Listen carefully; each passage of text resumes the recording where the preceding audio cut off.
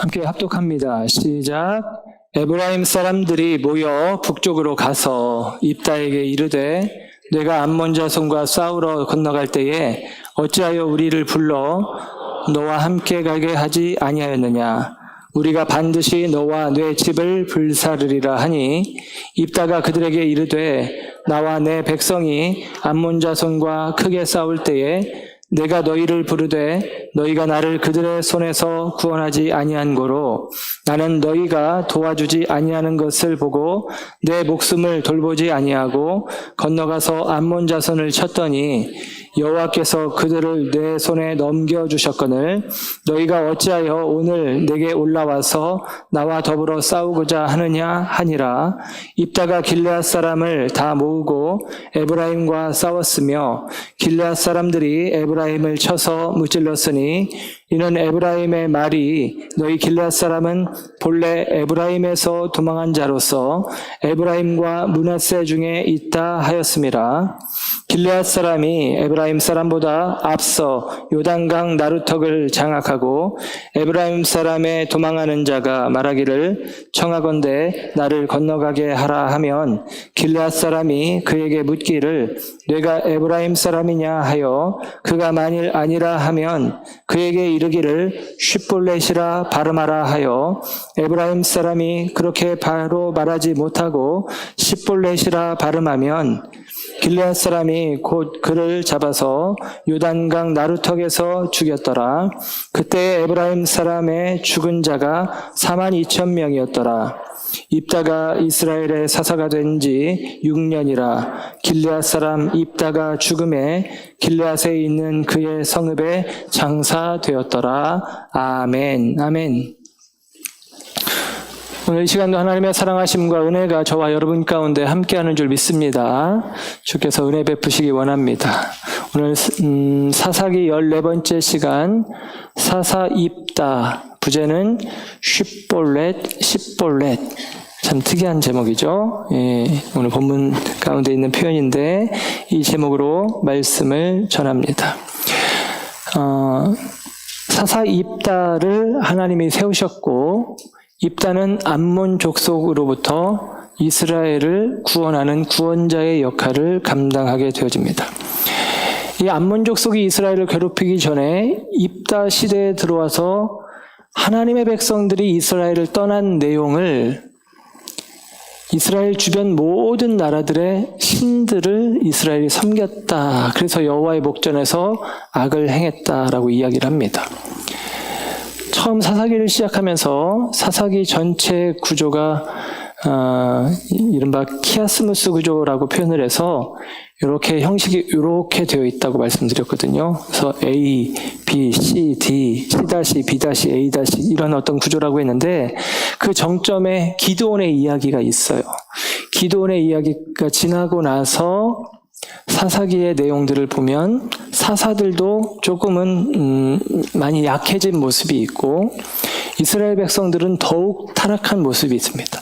그 더욱 타락한 모습을 잘 표현하는 게 이스라엘 주변에 있는 모든 나라들을 끌어들여서 여호와의 목전에서 악을 행하는 우상 숭배하는 모습이었고 그 결과 하나님께서 블레셋, 암몬 등등의 나라들을 통해서 어려움을 주시는데 입다가 일어났을 때가 그때다라는 거예요. 특별히 입다는 암몬 족속과 싸워서 암몬 족속을 이기고 이스라엘을 그 암몬 족속의 압제에서 구원해 내게 됩니다. 그리고 우리가 지난 시간에 살폈던 것처럼 이 전쟁에 나갈 때 그가 먼저 서원했었잖아요.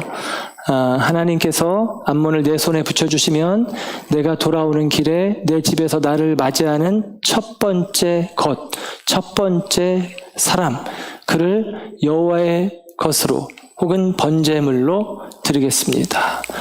라고 이야기했던 것. 그래서 그가 생각지 않았던 이 자기 딸이 이 아버지 입다를 환대하며 소고치고 춤추며 환영할 때 오히려 입다는 자기 딸을 하나님께 내어드려야 되는 상황 속에서 옷을 찢고 가슴을 치는 그런 일들을 살폈습니다.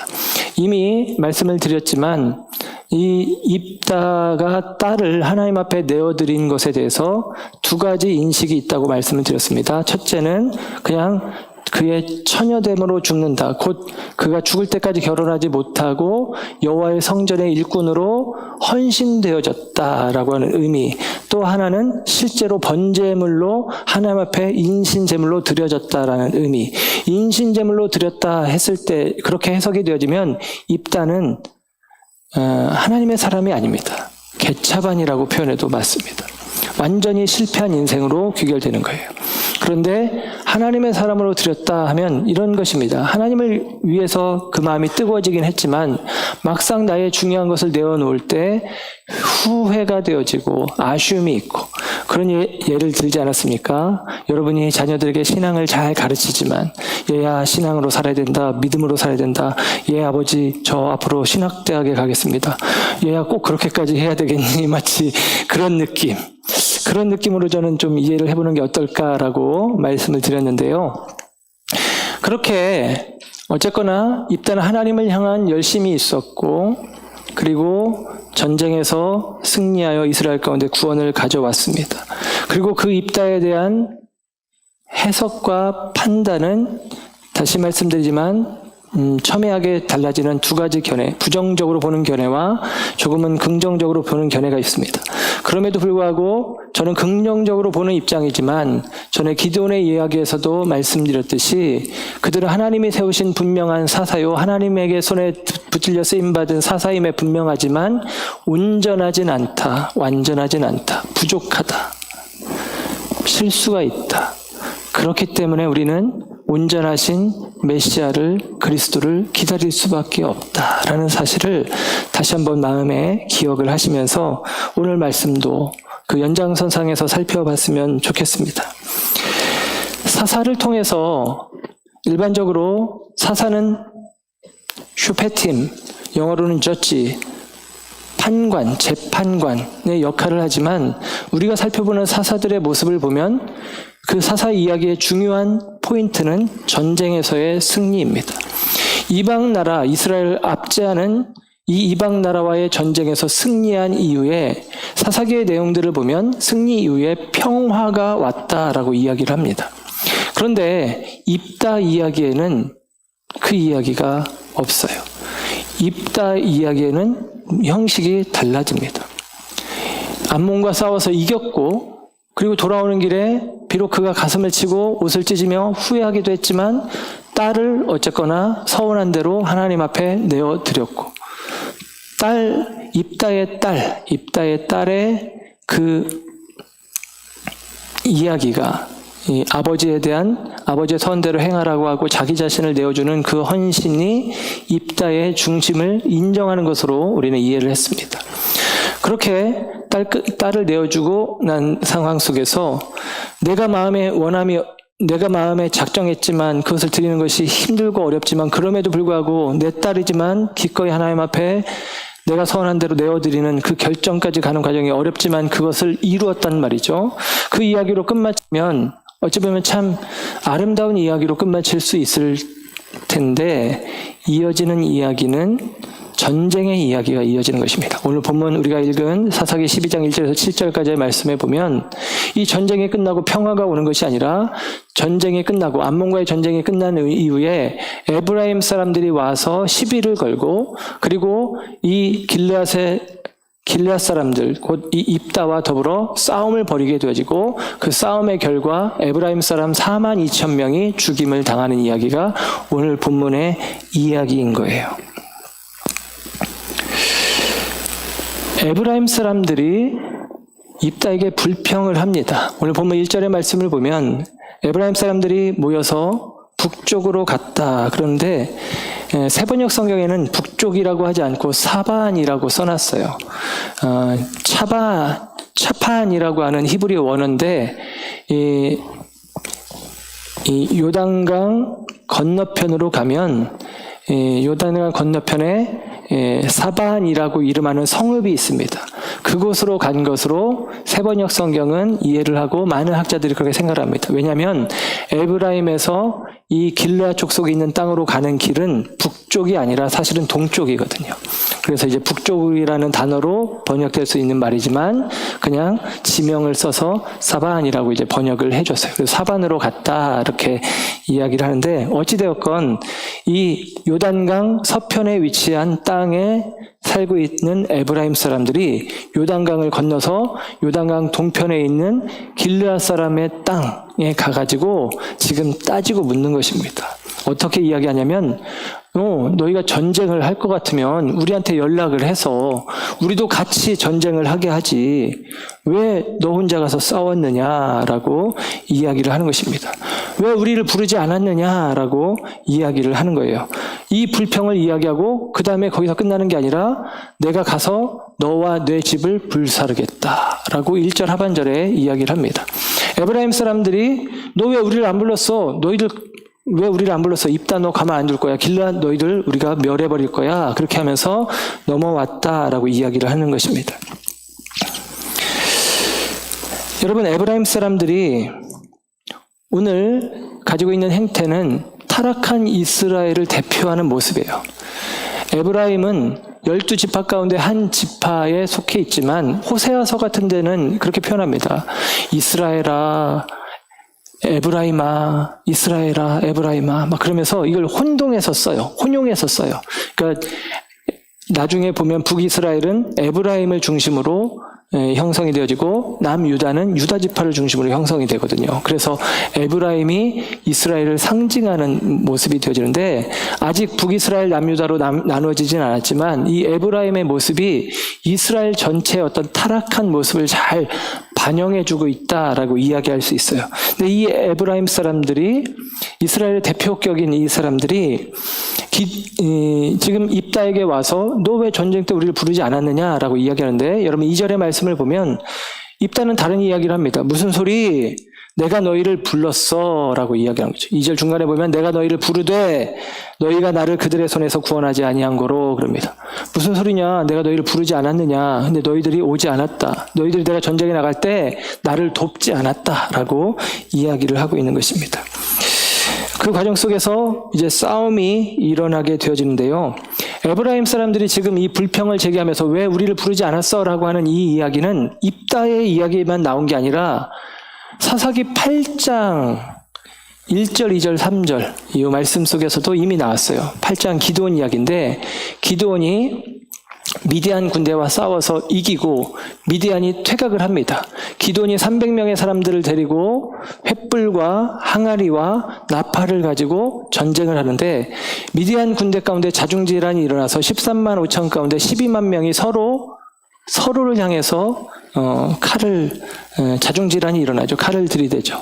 그리고서 도망치는 사람이 15,000명 정도가 되는데 그 15,000명 정도의 도망자들을 쫓아서 요단을 건너서 쫓아가는 이야기가 나옵니다.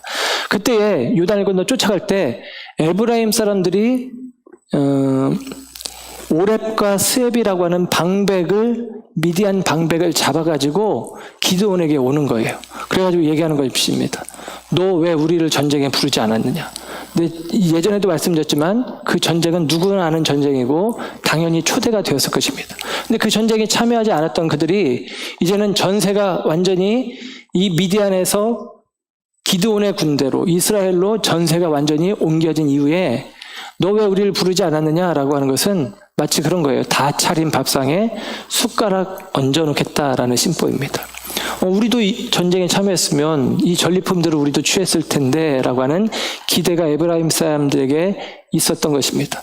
그래서 와가지고 너 왜 우리를 부르지 않았어? 라고 불평을 제기합니다. 그때 기드온은 오늘 입다의 반응과 좀 다른 반응을 해요.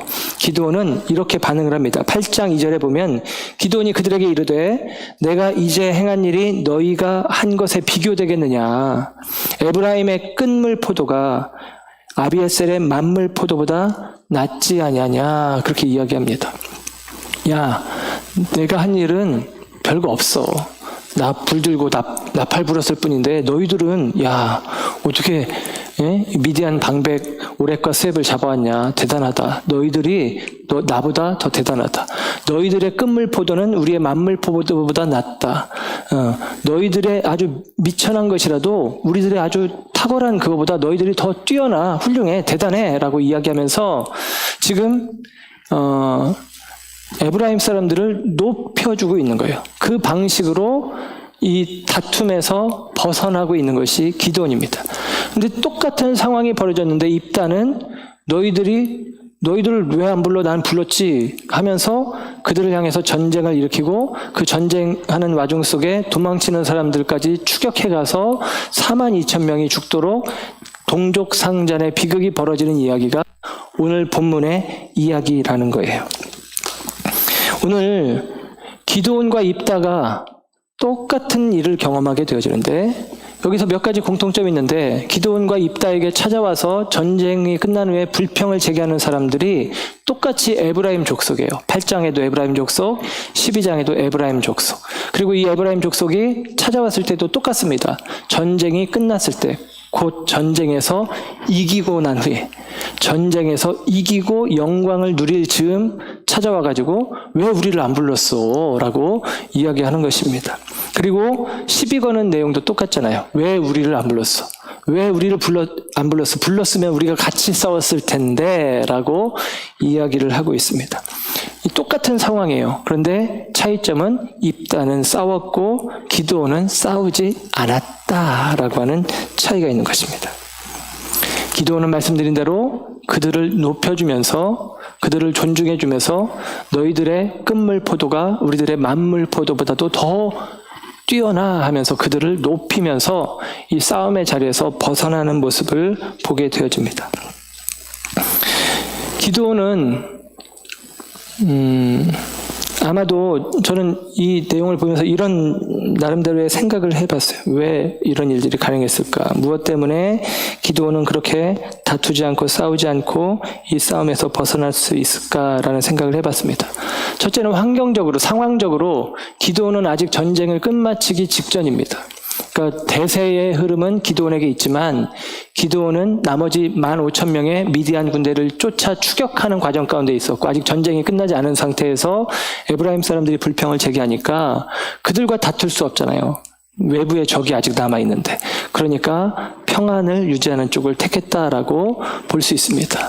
영적인 의미로는 이렇게 이해가 되어집니다. 기드온에게는 하나님께서 기드온을 부르실 때 여호와 샬롬의 제단으로 그에게 역사하시죠.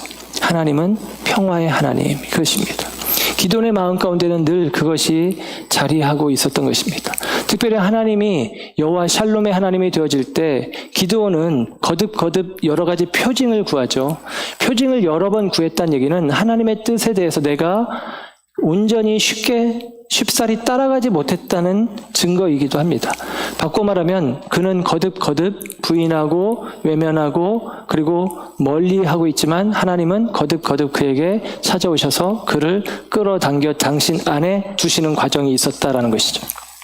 그래서인지 기드온은 기다릴 줄 알고 그리고 자기를 낮출 줄 알고 결과적으로 이 에브라임 사람들과 화친을 맺는 여호와 샬롬을 이루는 자가 되었다라는 것입니다. 반면에 입다는 좀 상황이 달라요.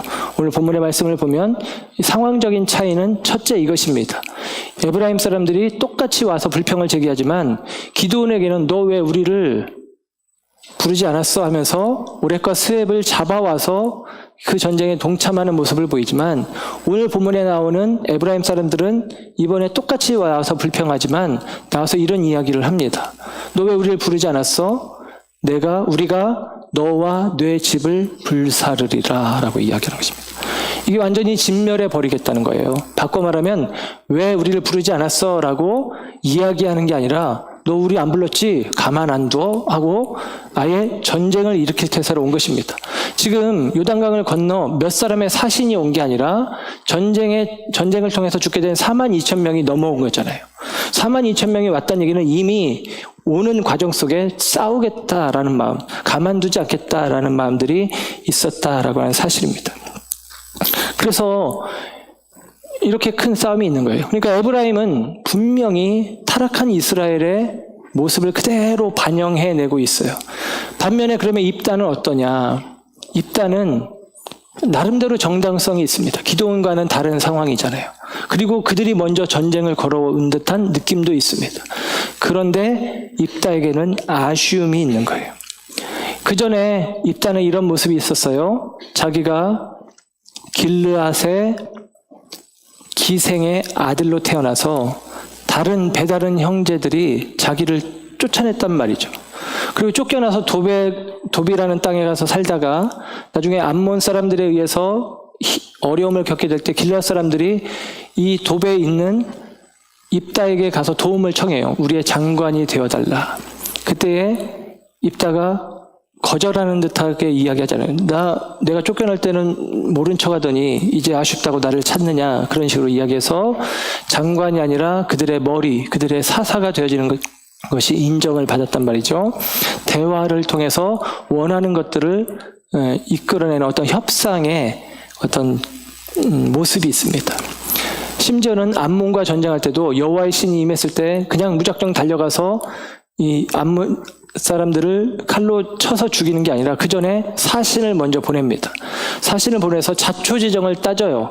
너희들이 왜 우리 땅을 침략해서 우리를 괴롭게 하느냐. 그리고 그들이 아니다, 이거 우리 땅이다 했을 때 조목조목 역사의 근거를 틀어서 반박을 하죠. 우리가 출애굽하는 과정 가운데 이러이러했고 이 땅은 본래 너희 땅이 아니라 아모리 사람의 땅이었고 그 땅을 우리가 차지하게 된 것은 하나님의 은혜다라고 이야기하면서 이 땅은 원래 우리 거고 300년 동안 우리가 차지하고 있었는데 무슨 소리 하는 거냐 하면서 이야기를 했단 말이죠. 그런데 오늘 에브라임 사람들과는 그런 모습이 보이지 않아요. 이야기를 하지 않습니다. 아마도 너희를 가만두지 않겠다고 쳐들어온 그들을 불살라버리겠다고 이야기하는 에브라임에 대한 진노일 것이고, 또 하나는 이런 표현이 있거든요. 4절의 말씀을 보면 입다가 한 말인데 길르앗 사람들이 이렇게 얘기했다는 거예요. 4절 하반절에 보면 너희 길르앗 사람은 본래 에브라임에서 도망한 자로서 에브라임과 므낫세 중에 있다 하였습니다. 에브라임 사람들이 말하기를 야, 니들은 에브라임 속에 있다가 도망친 놈들이잖아 라고 이야기했다라고 하는 것입니다. 그런데 여러분, 이것은 사실이 아닙니다. 왜곡되어진 이야기입니다. 길르앗에서 도망쳤다라고 하는 것은 사실은 그들은 길르앗에서 도망쳤다기보다는 길르앗 족속은 므낫세 지파에 속해 있는 마길의 아들 길르앗, 그 길르앗의 후손이라고 성경은 이야기를 해줘요. 그래서 이 길르앗 족속은 므낫세 족속에 속해 있습니다. 그런데 이제 주류에서 벗어나서 소수의 사람들이 모여서 따로 자기 족속끼리 살다 보니까 너희들은 우리에게서 도망친 사람들이야 라고 이야기하지만 의미적으로는 너희들은 볼품없는 별거 아닌 별 볼 일 없는 그냥 떨거지들 아니냐라고 이야기를 하는 것입니다. 그 이야기가 입다의 마음을 불편하게 했을 수 있어요. 결과적으로 너희들이 우리를 도망쳤다라고 표현했던 4절의 말씀이 5절에서는 에브라임이 도망치는 신세가 되었다라고 역전되어진 것을 이야기합니다. 하나님의 손길이라고 생각해 볼 수 있습니다. 그런데 여러분, 이 모든 과정 속에서 지금 한 가지 일어나는 현상은 왜곡 현상이에요. 그러니까 입다의 이야기 속에서 드러나는 현상 중에 하나는 왜곡 현상들이 나타나는데, 그것은 뭐냐면 암몬 사람들이 이거 우리 땅이었다라고 거짓말을 하는 것이죠. 왜곡된 것입니다. 진실이 아닌 것이죠. 에브라임 사람들이 너희가 왜 우리를 부르지 않았느냐, 2절에 지금 말합니다. 나 너희들 불렀다. 이것도 왜곡이죠. 사실이 아닌 것을 사실처럼 이야기하는 것입니다. 너희들은 도망자에 불과하지 않느냐라고 하는 것도 왜곡된 말입니다. 그들의 지파의 한 속해 있는 족속입니다. 비록 작을지라도. 그러니까 지금 에브라임 사람들이 하는 일들은 왜곡하는 일들, 그리고 입다가 당하는 일들은 왜곡하는 일들을 계속같이 경험해내고 있는 거예요. 그리고 그 왜곡되어진 사실들 속에서 오히려 입다가 분명하게 이야기하는 것은 이것입니다. 2절에 보면 너희는 우리를 구원하지 않았지만 3절에 가면 여호와께서 그들을 내 손에 붙이셨다. 분명하게 우리가 붙잡아야 될 왜곡할 수 없는 사실은 사람의 힘으로가 아니라 하나님의 도우심으로 구원을 얻었다라고 이야기를 하고 있는 것입니다. 그런데 사람들의 생각으로는 내가 너희들을 도왔더라면 하면서 자기를 드러내고 자기를 높이는 타락한 이스라엘, 타락한 에브라임의 모습이 왜곡된 표현으로 보여지고 있습니다. 그러나 여러분, 그 왜곡된 표현은 옳지 않습니다. 다만 입다는 바른 이야기를 하고 있어요. 그러나 바른 이야기를 하고 있지만 입다가 이전에 행했던 과정이 생략되어 있습니다. 그들과 이야기를 나누고 오해를 풀려고 하고 문제를 해결하려고 하는 과정들이 입다에게서 배제되어진 거예요. 그의 마음에 일어나는 분노를 그냥 여과정치 없이 그냥 에브라임 지파에게 쏟아내고 있는 모습이 오늘 입다의 모습이고, 이것이 입다에 대한 아쉬움입니다. 아쉬움으로 크게 남습니다. 결과적으로 에브라임과 전쟁을 치르게 되었고 도망자들에 불과한 놈들 하고 이야기했던 에브라임이 이제는 전세가 역전되어서 도망치는 신세가 되어집니다. 도망하는 과정 가운데 자기 땅으로 가려고 하다 보니까 요단을 건너가야 되는데 요단 나루턱에 이미 길앗 사람들이 진을 치고 있는 거예요. 그리고 요단 나루턱에서 묻는 것입니다. 패잔병들이 되어 도망치는 에브라임 사람들을 향해서 끝까지 추적해서 그들을 향해서 진노를 쏟아내는데, 사실 패잔병들이면 칼을 들었을 때에는 적군일 수 있겠지만 칼을 내려놨을 때는 같은 민족에 불과한 거 아닙니까? 그런데 끝까지 그들을 이제 추격해서 죽이는데, 그 과정 속에 오늘 우리가 부제로 삼고 있는 시볼렛이라고 하는 말이 등장하는 거예요. 요단 나루턱을 지키고 서 있습니다. 그런데 패잔한 사람이 칼을 버리고 싸움하러 온 사람이 아닌 것처럼 요단을 건너려고 옵니다. 그때 병사들이 묻는 것이죠. 경계병들이, 야, 너 에브라임 사람이지? 아닙니다. 에브라임 사람 같은데? 아닙니다. 이렇게 반응을 합니다. 그래? 그러면 너 한번 쉿볼렛이라고 해봐. 쉿볼렛은 이삭, 옥수수 이삭이나 그런 이삭, 싹을 이야기하는 표현인데요. 쉿볼렛이라고 해봐. 그랬더니 십볼렛 이렇게 발음을 한 것입니다. 야, 다시 쉿볼렛 해봐. 십볼렛. 야, 너 에브라임 사람 맞구나 하고 죽였다는 것입니다. 우리나라도 이런 경우가 있죠. 이삭이라는 단어가 쉿볼렛인데 비슷한 말이 있잖아요. 경상도 사람에게 쌀 해봐. 살. 쌀 해보라고. 살. 이렇게 발음하는 거잖아요. 네. 그럼 어떻게 되는 거예요? 알잖아요. 일본 사람들이 못하는 말들이 많이 있대요. 제일 재밌는 거 예전에 한번 얘기했던 것 같은데, 일본 사람들 그 맥도날드 햄버거 집 선전하는데 마구도 나루도 함버거 이렇게 얘기하더라고요. 마구도 나루도 함버거. 맥도날드가 안 돼. 맥도날드가 참 무식한 애들이야. 예를 들면 그렇게 발음을 통해서 확인하는데 쉿볼렛이 안 되고 십볼렛이라고 말하는, 원래 이제 원어에서는 쌍시옷 발음입니다. 십볼렛, 십볼렛 이렇게 되어 있는데 이게 좀 어감을 줄여서 쉿볼렛, 십볼렛, 이제 우리말에는 이렇게 우리말로는 기록을 해 주었는데요. 그런 것이죠. 그래서 언어가 조금씩 달라진 것을 확인하고, 이 사투리죠. 그 사투리를 쓰는 것을 통해서 에브라임 사람들을 확인해내면서 42,000명의 사람들을 죽였다라고 이야기를 해요. 민수기에 보면 인구조사가 있는데 출애굽할 때 1차 인구조사를 했을 때 에브라임 지파 사람들이 45,000명이었다고 합니다. 45,000명. 그리고 가나안 땅에 들어가서 2차 인구조사를 하는데 그때 32,500명이었대요. 에브라임이 이상하게 손이 귀한 집안들인지 줄었어요. 그리고 지금 오늘 한 300년 정도의 시간이 지나서 전쟁이 있어서 내전 속에서 죽은 사람이 42,000명이라는 것입니다. 그리고 나중에 조금 더 한 100여 년 정도 지나서 다윗 시대에 인구조사를 다시 한번 하는데, 그때 인구조사의 이제 결과가 사무엘하와 역대상에 나오는데 좀 많은 숫자로 이야기하면 북이스라엘에 해당하는 사람들이 110만 명 그럽니다. 한 10개 지파 정도가 100만 명 남짓이니까 한 지파가 한 10만 명 정도 되는 것이죠. 그런데 42,000명이 죽었다. 그리고 100년 전이다. 그 이전에는 오히려 사람이 줄기도 했다라고 추측해보면 에브라임 사람들의 절반 이상이 이 전쟁에서 죽었다라고 봐도 과언이 아닌 거예요. 그러니까 큰 어려움을 겪게 되어지는 상황인 것이죠. 그런 일들이 있었다라는 것입니다. 왜? 쉿볼렛이라고 못해서 십볼렛이라고 말하는 바람에. 쉿볼렛이 뭐라고. 경상도 사람들한테 쌀 그러면 살 하는 것처럼 못하는 것들이 있는데 이중 모음을 경상도 분들이 잘 못하죠. 그래서 어떤 분이 경상도 지역에 이제 어떤 목사님 부흥회를 가서 이렇게 뒤에 앉아서 이렇게 찬양을 하는데 찬양 시간에 성도들이 뜨겁게 찬양을 하는데 자기는 박장대소를 하고 웃었다는 이야기를 합니다. 그러면서 어떤 얘기를 하냐면 그때 불렀던 찬양이 이 찬양이래요.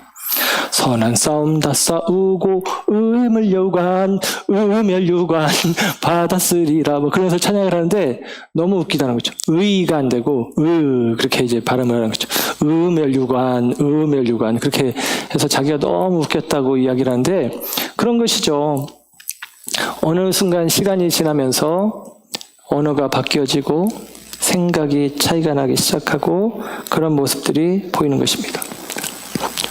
쉿볼렛 못하고 쉿볼렛 하는 거 보니까 너는 에브라임 사람이 확실하구나 라고 이야기하는 거죠.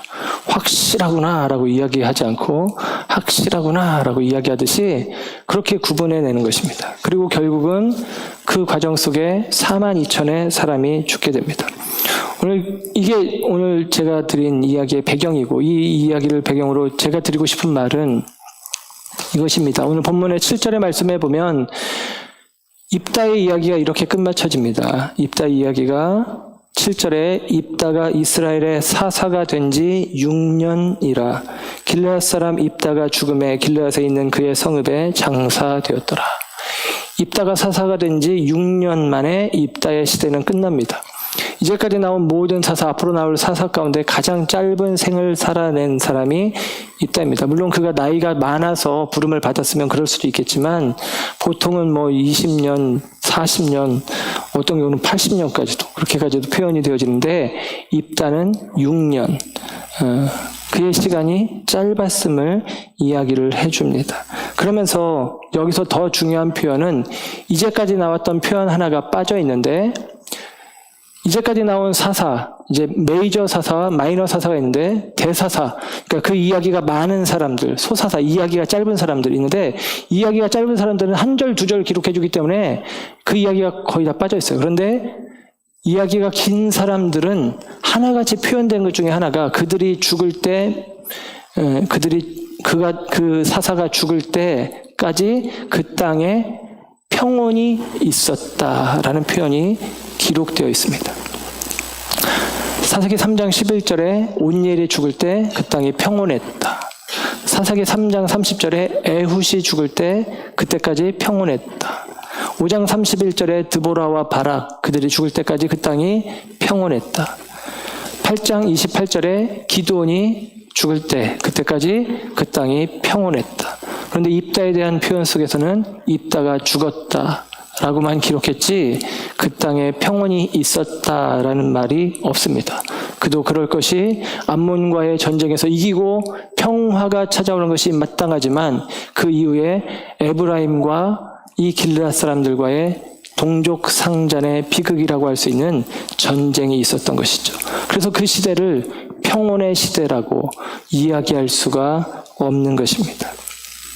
사랑하는 여러분, 저와 여러분 가운데 우리 가운데 필요한 것은 오늘 본문을 통해서 확인할 수 있는 것은 우리 가운데 평온이 있길 원한다면 하나됨이 먼저 필요하다라고 하는 사실입니다. 그리고 이 하나됨이 우리 가운데 있기 위해서는 첫째는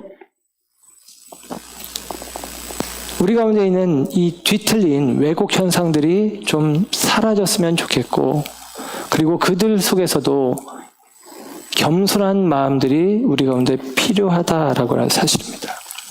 좀 겸손한 마음을 가질 때 기드온이 그랬잖아요. 너희들의 끝물 포도가 우리들의 만물 포도보다 더 귀하다라고 이야기하면서 니들 대단하다 하면서 자기를 낮추는 모습으로 문제를 넘어섭니다. 모욕적인 말을 들었지만 그 모욕이 내 앞에 던져졌을 때 그 모욕을 끌어안고 울분을 토하지 말고 그 모욕을 좀 내 간과하고 내 등 뒤로 그냥 모른 척 넘겨 버리는 모습이 우리 가운데 필요합니다.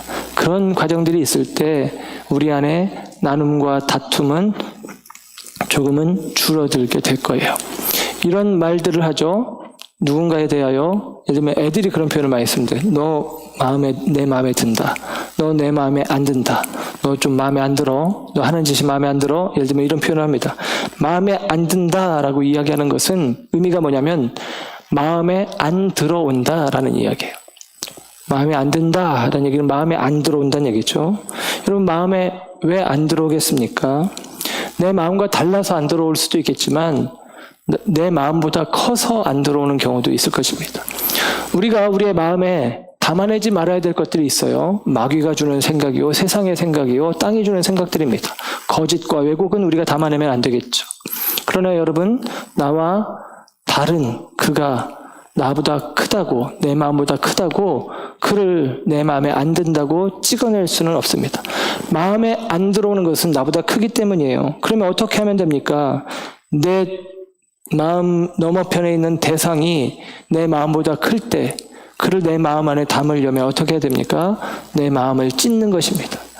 내 마음을 찢어야 그를 비로소 담을 수 있는 거예요. 내 마음을 찢어서 그를 담으면 그게 하나님의 뜻이고 샬롬 아니겠습니까? 그때 하나님이 우리 가운데서 이루시는 일이 있습니다. 내 마음에 찢어진 부분을 어루만지시고 그리고 그 부분을 꿰매어 주실 것입니다. 회복시켜 주실 것입니다. 우리는 그를 품을 수도 있고 찢어진 내 마음이 치료되는 것도 경험하게 되어질 것입니다. 그가 나보다 크다. 이게 불편한 경우들이 많습니다. 하나님께서 왜 입다를 들어 쓰시나 라고 하는 불편함이 어쩌면 에브라임의 마음일 것입니다. 왜 하필 입다야? 그들은 도망자와 같은 자들인데, 그들은 별 볼품 없는 자들인데 그들이 왜 주인공이 되는 거야? 라고 하는 마음이 에브라임의 마음인 것 같아요. 에브라임이 하는 이야기를 가만히 들여다보면 에브라임은 인정하기 싫은 것입니다. 아니, 기생의 아들이 이제 우리의 리더십이 되는 거야? 길르앗 족속, 그 별 볼 일 없는 족속이 이제 이스라엘의 중심이 되는 거야? 용납이 안 되는 것입니다.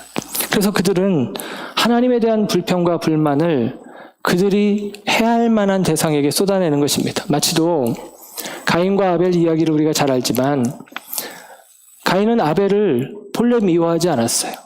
그런데 하나님께서 가인의 제사는 받지 않고 아벨의 제사를 받았습니다.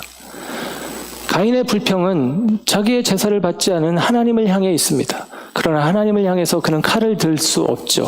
하나님을 이길 수 없습니다. 그래서 하나님의 마음을 얻었다라고 생각하는 아벨을 향해서 칼을 드는 것이 바로 가인의 모습입니다. 우리도 그런 경우들이 있죠. 때로는 내가 하나님께 대하여 인정받지 못하고 하나님께서 나를 세워주지 않았을 때 우리는 하나님을 향해서 불평을 합니다. 그러나 하나님을 향해서는 우리가 칼을 들 수 없기 때문에 나 아닌 다른 누군가 하나님께서 그를 들어 쓰신다라는 느낌들이 내 마음을 불편하게 하고 그를 향하여 시기와 질투와 그리고 분냄을 나타내는 경우들이 있다라고 하는 사실입니다. 오늘 저와 여러분의 신앙생활 속에 혹시 그런 일들이 있지 않은지, 나는 어떤 면에서 동료 그리스도인들을 내가 혹은 너무 빨리 판단하고 있지는 않은지, 나는 이 기독교 내부 안에서 어떤 차이점들을 가지고 다른 사람들을 내가 무시하고 정죄하고 판단하고 있지는 않은지 우리 자신을 좀 다시 한번 점검하는 시간이 되었으면 좋겠습니다.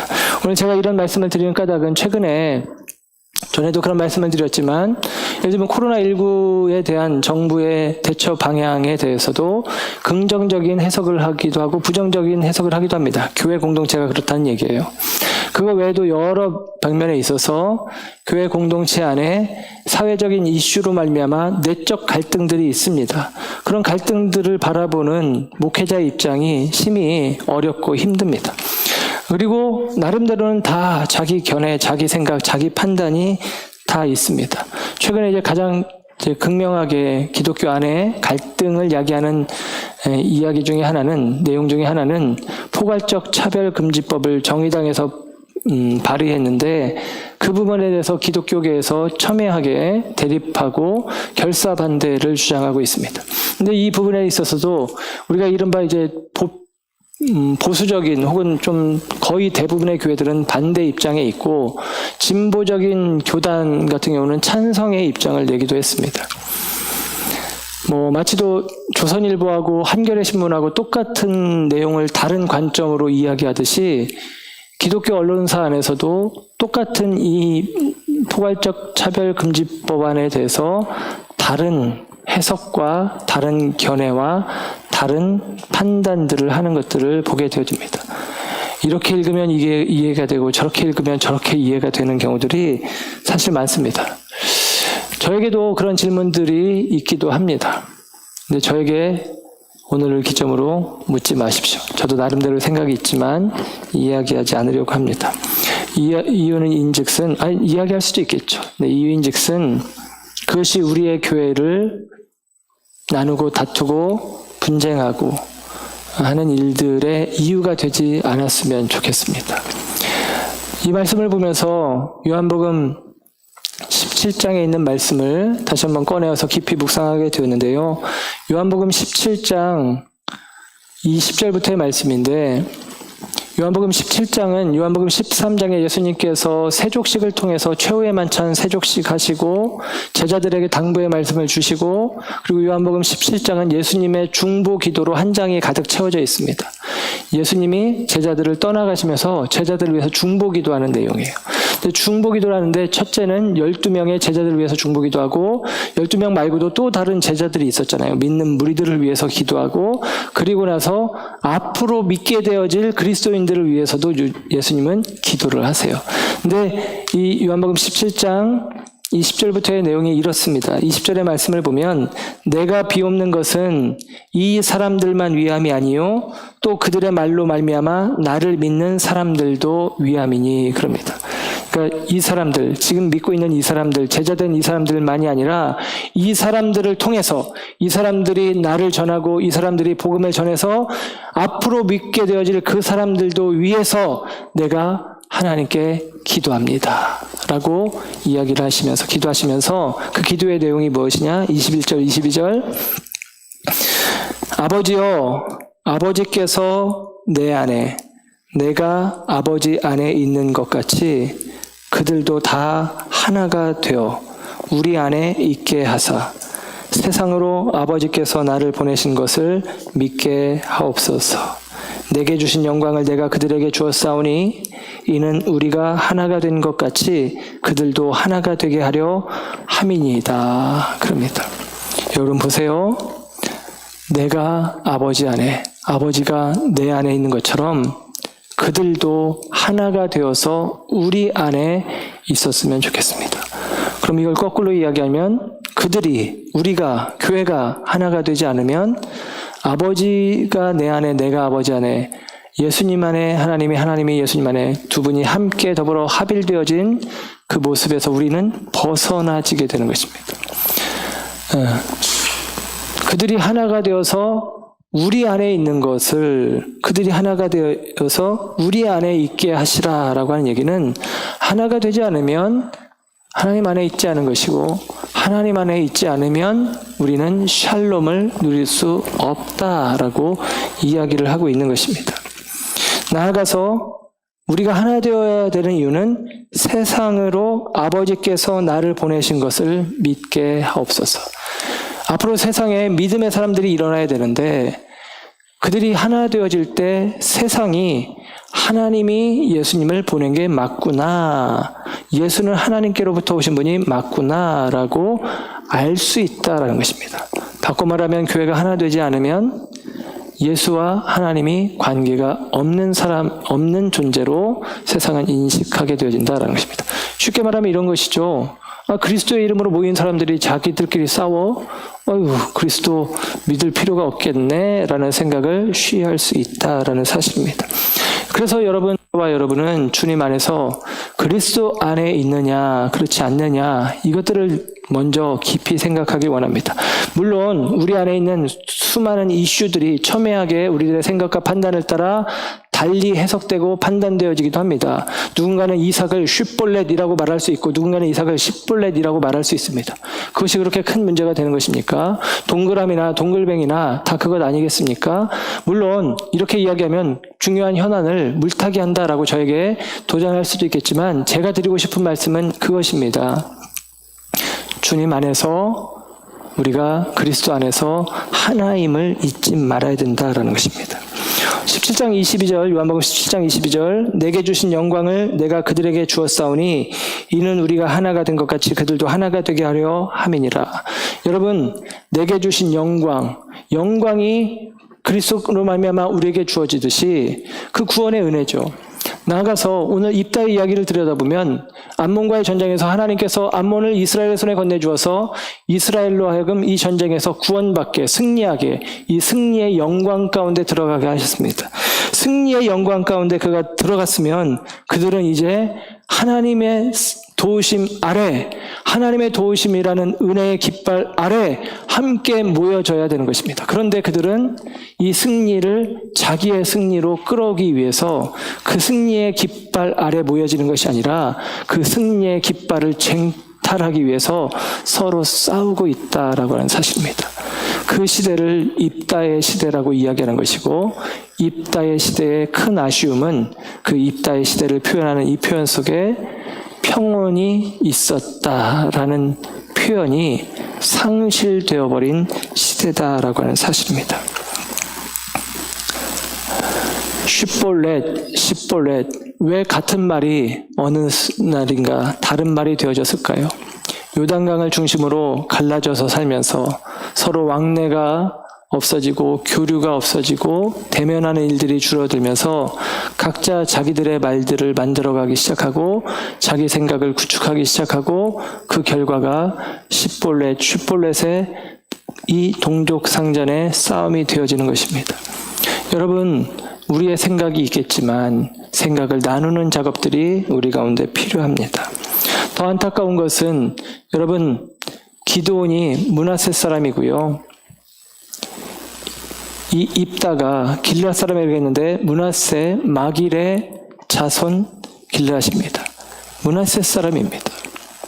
그리고 이 므낫세 사람 기드온에게 므낫세 사람 입다에게 오늘 시비 걸고 도전해오는 사람들이 누구냐? 에브라임 사람들입니다. 이스라엘이 12지파, 야곱의 12아들인데요. 이미 눈치채신 분들이 있을 텐데 12지파 가운데 요셉, 12아들 가운데 요셉은 요셉 지파라는 이름이 아니라 우리가 잘 아는 것처럼 에브라임 지파, 므낫세 지파로, 요셉은 무성한 가지처럼 담을 넘은 가지처럼 더 풍성한 축복을 받아서 요셉의 두 아들이 각자 한 지파 한 지파의 몫을 받게 됩니다. 큰 아들 므낫세, 작은 아들 에브라임. 그런데 여러분, 지금 므낫세와 에브라임이 싸우는 것입니다. 같은 민족 안에서도 더 가까운 형제지간임에도 불구하고 그들이 큰 싸움을 벌여서 수많은 사람들의 생명을 잃고 평화를 잃고 있다는 사실입니다. 여러분, 가만히 보면 우리 안에 그런 일들이 너무나 많습니다. 우리는 그리스도 안에서 한 형제 아닙니까? 함께 더불어 예수 그리스도를 믿고 있는 형제 자매들 아닙니까? 그런데 무엇이 우리들에게 하나는 쉿볼렛이라, 하나는 십볼렛이라, 쉿볼렛이 맞다, 십 볼렛이 맞다라고 주장하며 서로가 서로에게 대하여 칼을 드는 일들이 있어야 하겠습니까?